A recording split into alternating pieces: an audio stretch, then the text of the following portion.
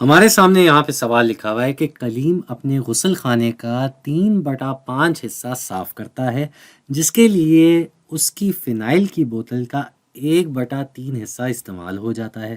ٹھیک ہے جی، اس حساب سے پورے غسل خانے کو صاف کرنے کے لیے اس فنائل کی بوتل کا کتنا حصہ استعمال ہوگا؟ اچھا جی، تو ابھی ہمارے پاس جو معلومات ہے وہ یہ ہے کہ غسل خانے کا 3/5 حصہ صاف ہوا ہے اور اس میں بوتل کا 1/3 حصہ استعمال ہوا ہے۔ ٹھیک ہے، ہمیں پتہ کرنا ہے کہ پورے غسل خانے کو یعنی کہ ایک غسل خانے کو صاف کرنے کے لیے کتنی فنائل کی بوتل استعمال ہوگی۔ تو ایک غسل خانے کی بات ہو رہی ہے اور اس میں کتنی بوتل استعمال ہوگی، تو ہمیں دراصل جو مقدار نکالنی ہے وہ ہے بوتل فی غسل خانہ۔ فی غسل خانے کا مطلب ایک غسل خانے کے لیے کتنی بوتل استعمال ہوگی۔ اور اس بات کو ہم ایسے بھی سمجھ سکتے ہیں کہ بوتل جو ہے وہ فی غسل خانہ دیکھا جا رہا ہے، تو فی غسل خانے کا مطلب یہ ہے کہ یہ کسر کے روپ میں ایسے لکھی جا سکتی ہے، بوتل فی غسل خانہ۔ تو اگر ہمیں پہلے سے بتایا جا چکا ہے کہ غسل خانہ جو ہے اس کا 3/5 حصہ صاف ہوا ہے، 3/5 حصہ صاف ہوا ہے اور اس میں 1/3 بوتل استعمال ہوئی ہے، تو یہ ہمیں جو ہے اس کا ایک طریقے سے سمجھے شرح یعنی کہ ریٹ بتا رہا ہے۔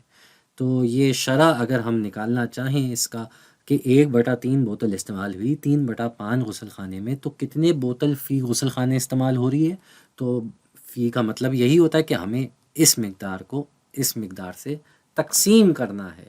1/3 کو ہم نے 1/3 کو تقسیم کرنا ہے 3/5 سے۔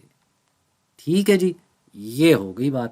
اب اگر تقسیم کی بات کی جائے تو یہ ضرب کا الٹ ہوتا ہے، یعنی کہ اگر اسی چیز کو ہم ضرب کے روپ میں لکھنا چاہیں تو یہ کیا ہو جائے گا، یہ ضرب کا نشان تقسیم کی جگہ آ جائے گا اور اس کے بدلے میں یہ کسر جو ہے یہ الٹی ہو جائے گی، اوپر 5 آ جائے گا اور نیچے 3 آ جائے گا۔ اب ہم یہ کام کر سکتے ہیں اور یہ 1 اوپر 5 سے ضرب ہو کے 5 ہی رہے گا اور نیچے 3 اور 3 ضرب ہو کے 9 بن جائیں گے۔ تو یہ 5/9 ہمارا جواب آ رہا ہے۔ اس کا مطلب ہے کہ 5/9 بوتل کا حصہ استعمال ہوگا یہ پورے غسل خانے کو صاف کرنے میں۔